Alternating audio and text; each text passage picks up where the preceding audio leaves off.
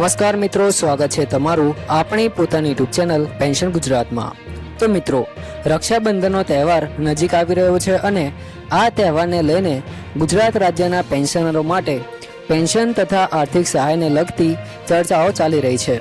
જો તમે ગુજરાત રાજ્યના પેન્શન ધારક છો, નિવૃત્ત કર્મચારી છો અથવા પેન્શન યોજનાના લાભાર્થી છો તો આજની આ માહિતી તમારા માટે ખૂબ જ મહત્વપૂર્ણ બની શકે છે।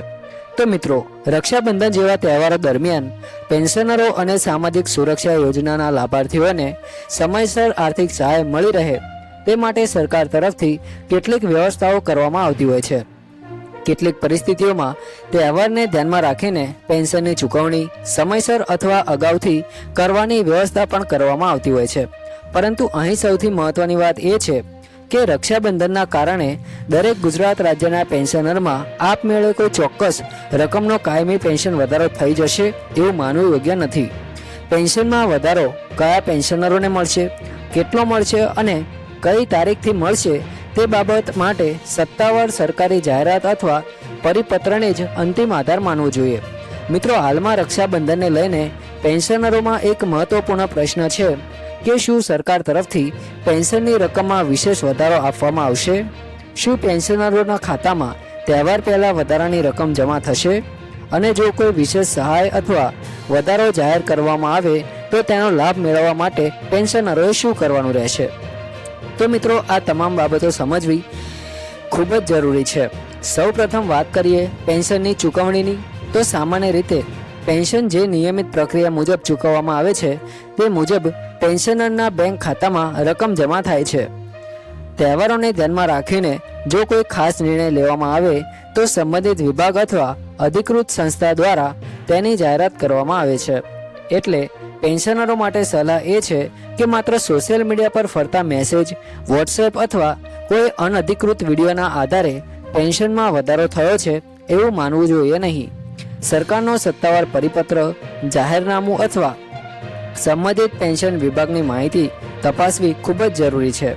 હવે બીજો મહત્વપૂર્ણ પ્રશ્ન એ છે કે જો સરકાર તરફથી કોઈ વિશેષ આર્થિક સહાય અથવા પેન્શન વધારો જાહેર કરવામાં આવે તો કયા પેન્શનરોને તેનો લાભ મળી શકે છે? તો મિત્રો, તેનો જવાબ સંબંધિત યોજનાઓના નિયમો પર આધારિત રહેશે। દરેક પેન્શન યોજના માટે લાભાર્થીની પાત્રતા અલગ અલગ હોય છે। કેટલાક લાભો નિવૃત્ત સરકારી કર્મચારી માટે હોય છે, જ્યારે કેટલીક સામાજિક સુરક્ષા યોજનાઓમાં ચોક્કસ આવક મર્યાદા અથવા અન્ય પાત્રતા નક્કી કરવામાં આવી શકે છે। એટલે કોઈપણ પેન્શનર પોતાને મળનારા લાભની ખાતરી કરવા માટે પોતાની પેન્શન કેટેગરી અને સંબંધિત યોજના તપાસે તે જરૂરી છે। હવે વાત કરીએ ડોક્યુમેન્ટ વિશે, તો જો કોઈ નવી યોજના, વિશેષ સહાય અથવા વધારાની રકમ માટે અરજી કરવાની સત્તાવાર પ્રક્રિયા જાહેર કરવામાં આવે તો સામાન્ય રીતે ખાતાની વિગતો, પેન્શન સંબંધિત દસ્તાવેજો, પીપીઓ નંબર અથવા અન્ય સંબંધિત પુરાવા માંગવામાં આવી શકે છે।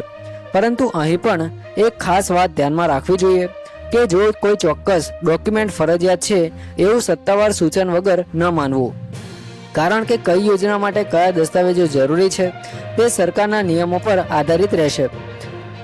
મિત્રો, હવે આપણે એક મહત્વની વાત કરીએ કે શું પેન્શનરોએ ઘરે બેઠા કોઈ ફોર્મ ભરવાનું રહેશે?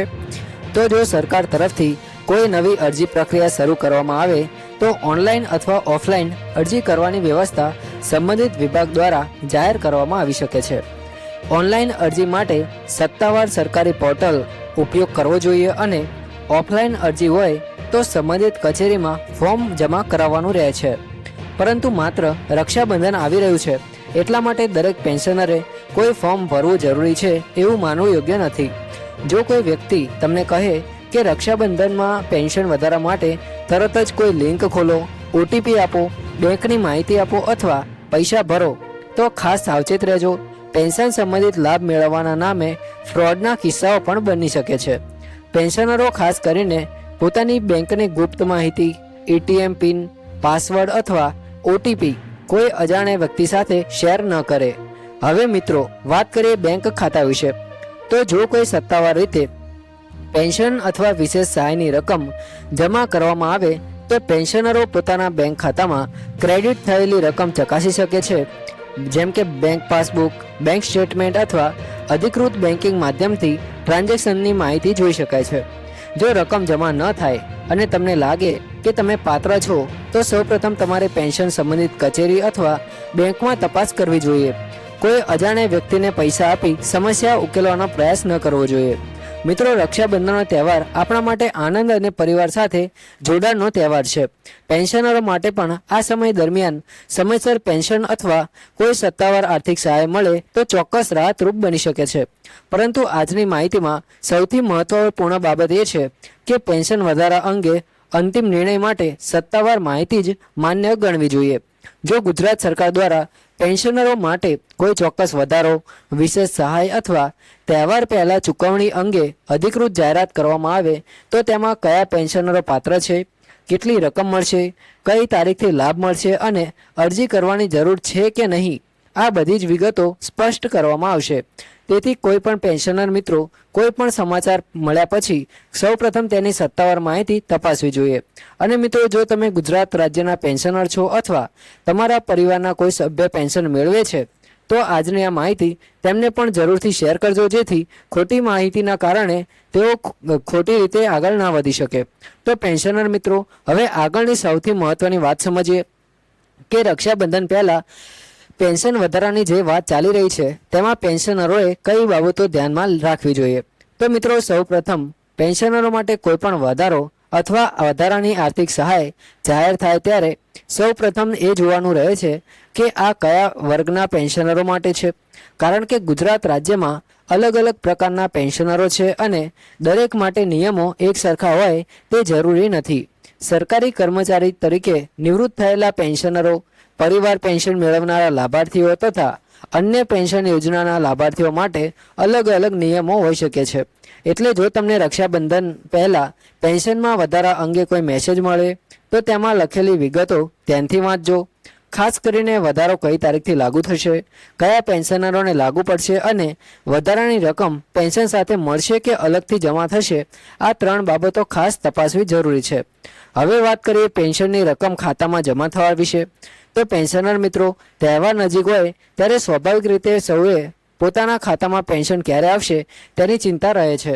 જો સરકાર અથવા સંબંધિત વિભાગ તરફથી પેન્શન વહેલી તારીખે ચૂકવવાનો કોઈ નિર્ણય કરવામાં આવે તો તેની સત્તાવાર માહિતી સંબંધિત વિભાગ અથવા બેન્કિંગ વ્યવસ્થા દ્વારા આપવામાં આવી શકે છે. આથી પેન્શનરો પોતાના બેંક ખાતાની વિગતો અને પાસબુક સમયસર ચકાસતા રહે. જો પેન્શનની રકમ જમા થાય તો તેમાં મૂળ પેન્શન, કોઈ વધારો, બાકી રકમ અથવા અન્ય ચૂકવણીનો સમાવેશ થયો છે કે નહીં તે બેંક સ્ટેટમેન્ટમાં જોઈ શકાય છે.